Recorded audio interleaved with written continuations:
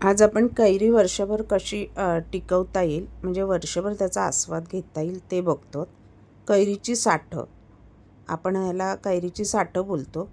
कैऱ्या मला आता छोट्या मिळाल्यात. छोट्या मोठ्या कैऱ्या जशा असतील तशा स्वच्छ धुवून कोरड्या करायच्या आणि उभ्या चिरून घ्यायच्या. बस उभ्या चिरल्यानंतर ह्याला मात्र वाळवायला कडकडीत ऊन लागतं. आणि त्या आता ह्या अर्धा किलो कैऱ्या आहेत, त्या अंदाजानुसार त्याच्यात मीठ घालायचं आहे आपल्याला. पहिलं आता ह्या कापून घेऊया, मधला त्याचा गर काढून घ्यायचा आणि उभ्या चिरून घ्यायच्या. सुकल्या ना एका बरणीत भरून ठेवल्या की वर्षभर त्या राहतात.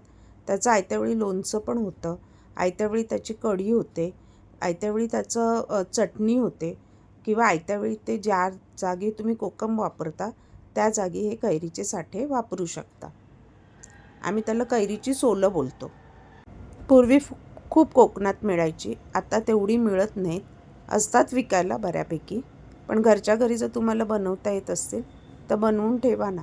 वर्षभर माशामध्ये जर टाकली नाही तर अप्रतिम माशाच्या कढीची चव येते.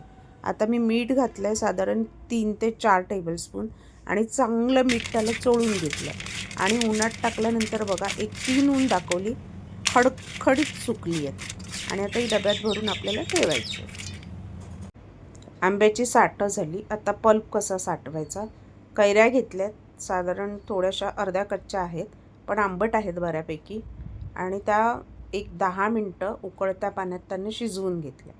त्याच्यावरची स्किन काढायची. चमच्याने ना त्या स्किनवरचं म्हणजे जी साल असते ना त्याच्यावर बराच गर असतो, चमच्याने असा बघा रगडून रगडून तो काढून घ्यायचा आहे.